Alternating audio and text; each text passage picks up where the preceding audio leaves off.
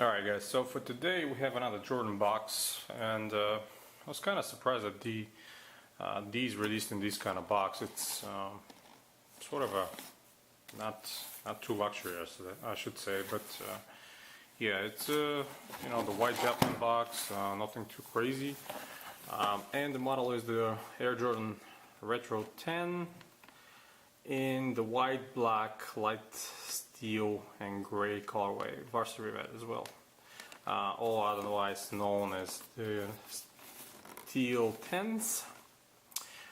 Released last year around September, October, I believe, maybe. Yeah, so close to 1 year old. I think one of the first to release at $170 retail price. I got those on a release date from FinishLine, and of course, I probably most of my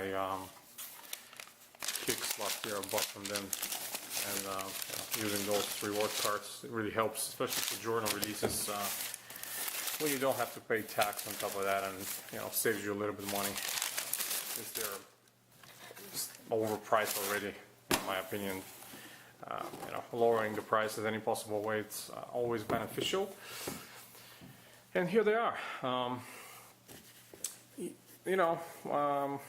Most of you know about this shoe and know the history about it, and it was the first shoe that Jordan actually wore after coming back from his first retirement. It was created in '94. Jordan came back in '95-'96 season to play with it. Of course, this was actually the first colorway to drop back in the day, and some of you might know or not, the first revision had a toe cap right here, and they were released like that, and actually some of them made retail, but Michael Jordan actually reviewed the shoe after that and did not like that toe cap at all, so they pulled them back from retail, went back to production, removed the toe cap, and made it clean like this. A lot of people consider the one with the toe cap to be better looking, but to be honest with you, I like it better this way with no toe cap. They just look cleaner and more, slick and nice, I guess. So definitely, I think it was a good change. Then, other colorways were dropped after that.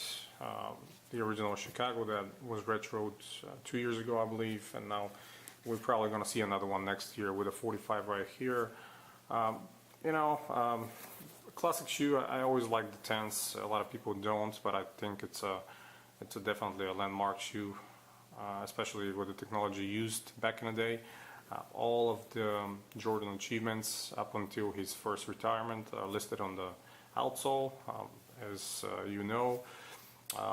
Another thing, there was a very interesting fact back in the day. This is the first shoe the Jordan tends to use Phylon as a midsole. This particular retro, the Phylon is not that soft that most of you are used to or have probably felt in other pairs. It's a bit more dense, but I think this is how they felt back in the day as well. Another big change was those bungees that kind of hold medial and the lateral side together, and many shoes implemented from Nike, of course, and Jordan brand implemented the same attach with the bungees. Barkley shoes, other Nike models around that time, 94, 95, 96. Actually, I really liked that back in the day, and sometimes even without lacing the shoes you can wear them, because those bungees are quite tight and they actually hold your foot in place, especially if you just wear them casually and not ball. Of course, it's helping a lot. I really always liked that embossed textured Air Jordan 23 on the ton. Very clean, very nice design. That signature checkerboarding inside, of course. The back, little back label here, Air Jordan collection with all the colors. That kind of remind me of the colors used in Air Jordan 8, my personal all-time favorite model from the Jordan. Production dates, I don't know if you can see them, it's 5/8/13 to 7/30/13, so over a year from the production. Still factory laced, of course, shoe trees. I haven't worn those, they're for my collection. I'm probably not going to wear them at all. They're going to sit in the box, but like most of my collection shoes, of course. Definitely always like the back tab here. We're very clean with just the jump band stitching. You know, if you're not familiar with sneakers like a lot of people are, and if you have your jeans covering the tongue, and people just look at you in the front, they will never guess what kind of shoe that is. The only indication is just that jump band here and the one on the outsole, of course. So I consider this a very, very clean design. Always like that. Of course, the roll places, those thick roll places that are similar to, later will be kind of reused on the Jordan 11 as well. Very nice touch. The materials used on this one are their normal, regular split grain that Jordan brands uses around the most part of the upper. Those panels right here on both sides are synthetic. It's just clearly visible, even for people that don't pay attention to materials. Just the difference between this tumbled leather and this is significant. And I believe this is how it was before, so nothing unusual. The only changes back in the day, this was not split. It was a full grain, thick, full grain tumbled leather.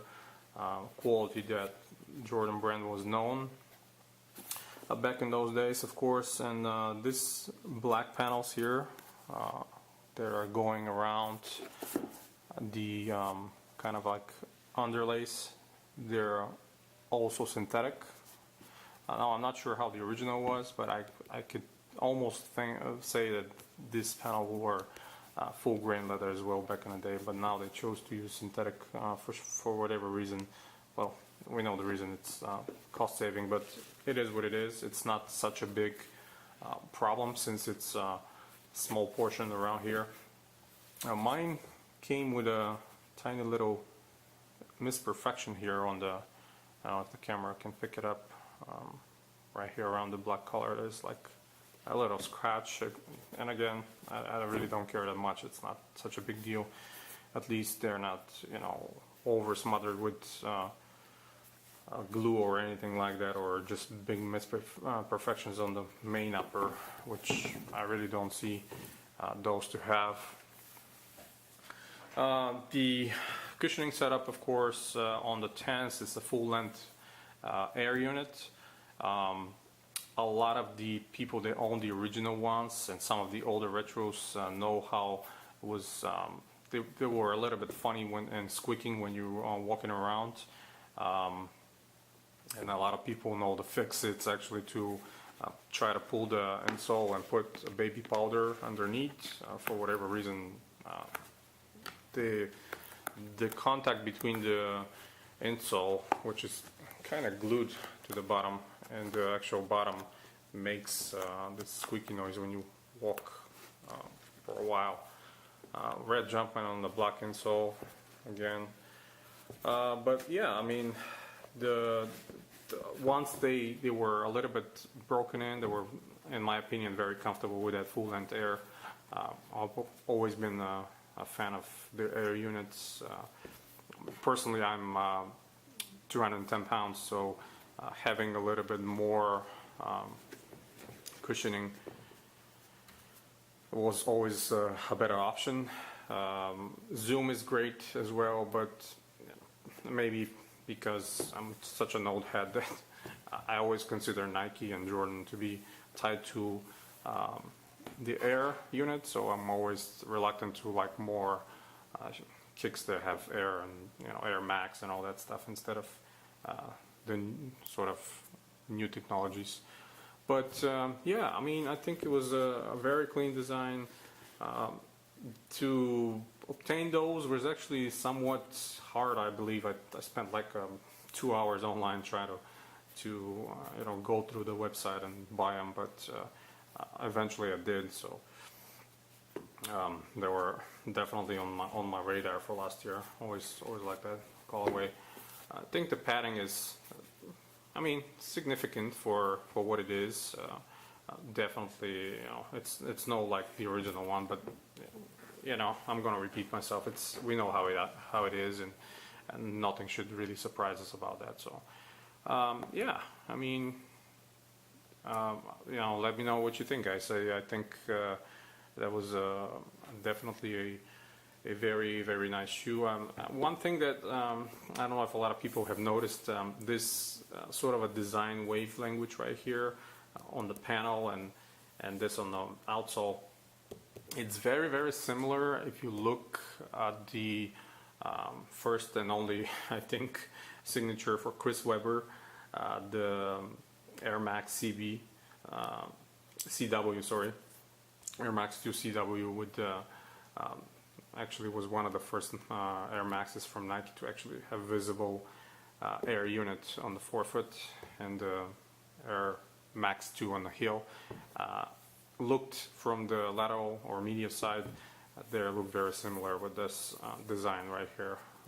It's something I've noticed in the past. I don't know if anybody cares or if anybody else seen that before, but yeah, just fun fact for me. And yeah, that's pretty much it, guys. Thank you for your support. Stay tuned to collectivekicks.com for more sneaker news, reviews, and history articles. And until next time, guys, you have a wonderful day.